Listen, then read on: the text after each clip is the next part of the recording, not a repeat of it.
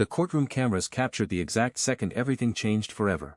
Brandon Matthews, a 32-year-old tech entrepreneur who had built his entire identity around believing he was the smartest man in every room he entered, sat confidently at the defendant's table with a smirk that practically radiated arrogance.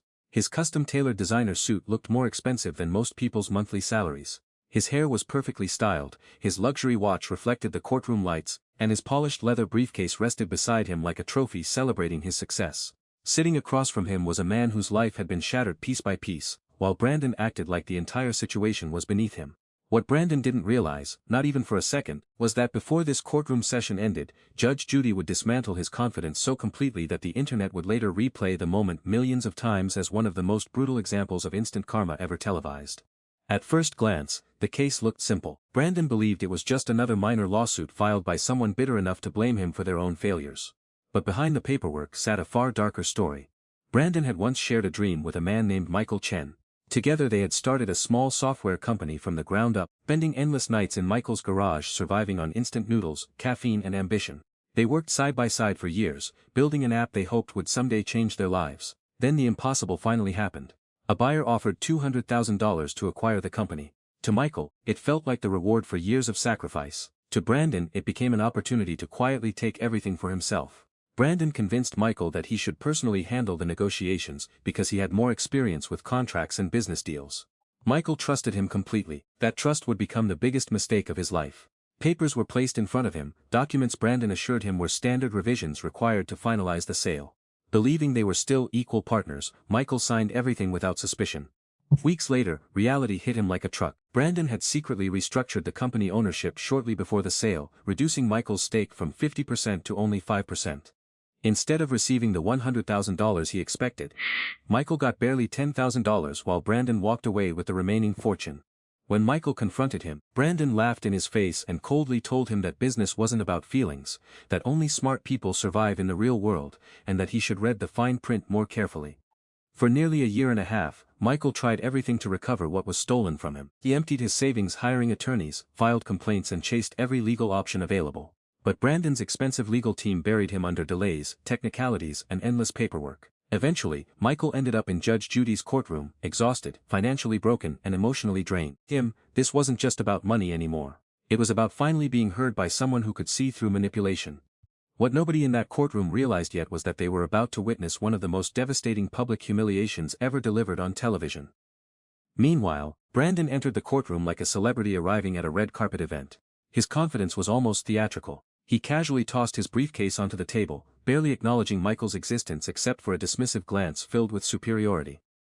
Earlier that morning, he had reportedly spent time in the courthouse restroom rehearsing arguments in the mirror, practicing the exact tone and facial expressions he believed would make him appear dominant and intellectually untouchable.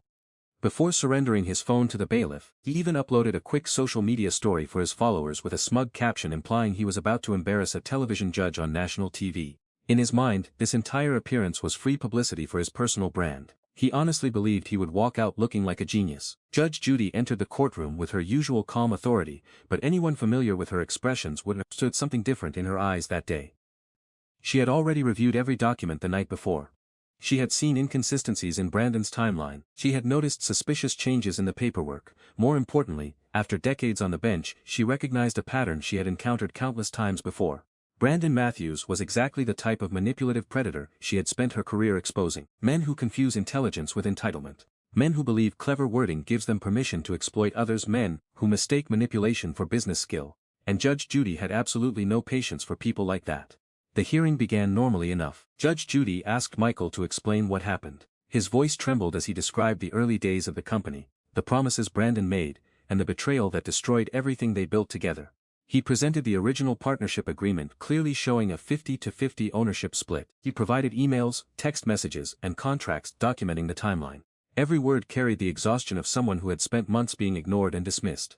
Throughout Michael's testimony, Brandon leaned back in his chair with a smug expression, occasionally rolling his eyes as though the entire story bored him. Then Judge Judy turned toward Brandon and asked him to explain his side. That was the moment the atmosphere inside the courtroom started changing. Instead of simply answering her questions respectfully, Brandon launched into a long lecture delivered with the tone of a man who genuinely believed he was smarter than everyone around him.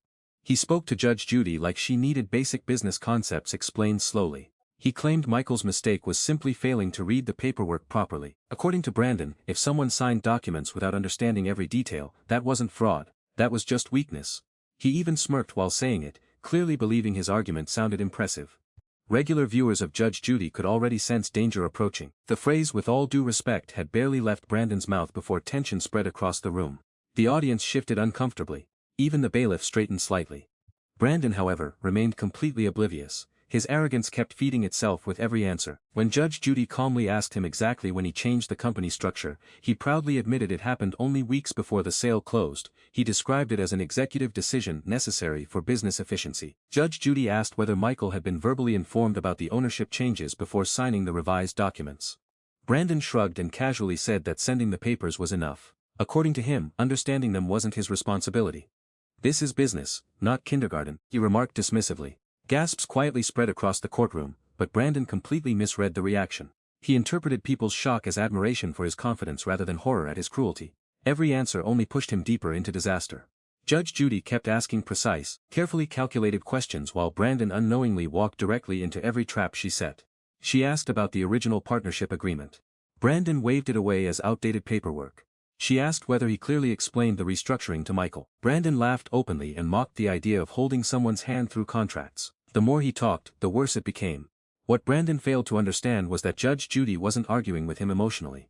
She was building a case methodically. Every question had a purpose. Every answer Brandon proudly gave was becoming part of a much larger picture. While he believed he was dominating the conversation, Judge Judy was quietly allowing his ego to expose him piece by piece. Years of experience had taught her how manipulative people behave when they feel intellectually superior. They brag, they over-explain, they reveal more than they intend to because they enjoy hearing themselves sound clever. Brandon was doing exactly that. Then came the turning point. Judge Judy asked Brandon to explain the timeline leading up to the document signing. Confident as ever, Brandon proudly produced a neatly organized timeline printed on expensive paper with his company logo at the top. He walked through each date carefully, almost arrogantly, believing his preparation made him look professional. But every date he listed only strengthened the evidence against him. Judge Judy calmly took notes while Brandon unknowingly documented his own fraudulent behavior in perfect chronological order. Judge Judy shifted her attention to the communication between Brandon and Michael during that period. Brandon proudly explained how he used strategic language in emails to avoid directly alarming Michael while still technically disclosing the changes. He actually described it like an impressive negotiation tactic. According to Brandon, if Michael misunderstood the wording, that wasn't his problem. He repeatedly insisted that successful business requires intelligence and precision. The courtroom had gone almost completely silent except for Brandon's voice. Even he seemed to notice the strange tension in the room, but his ego convinced him people were impressed instead of disturbed. Then Judge Judy asked a question that changed everything. "What," she calmly asked, "in your opinion separates aggressive business strategy from fraud?" Brandon's eyes practically lit up. He leaned forward excitedly like someone finally being asked the question he had prepared his entire life to answer. He launched into a long explanation about how fraud only exists when facts are directly lied about.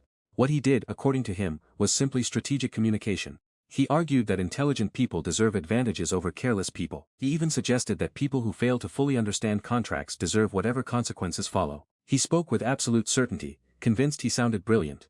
Judge Judy smiled slightly. Longtime viewers instantly recognized that smile. It was the expression she wore right before completely destroying someone's argument. Calmly she shifted the conversation away from the immediate case and toward Brandon's broader business history. The confidence on Brandon's face flickered for the first time. It was small, almost invisible, but the crack had appeared. Judge Judy opened a thick folder sitting on her desk. Brandon's eyes locked onto it nervously. He clearly hadn't expected her to investigate beyond the surface details of the lawsuit. What happened next shattered him completely. Judge Judy began reading details from previous lawsuits involving Brandon and former business partners. Multiple accusations, similar patterns, quiet settlements. Dissolved partnerships where Brandon walked away wealthy while others were left with nothing. She referenced investigations into misleading investors and questionable business practices stretching back years. With every revelation, Brandon's face lost more color. The man who had entered the courtroom radiating confidence suddenly looked physically ill. Judge Judy wasn't finished. She pointed out the repeated pattern across Brandon's entire career. Different company names, different victims, same outcome every single time. Brandon attempted to interrupt, desperately claiming those situations were unrelated and taken out of context.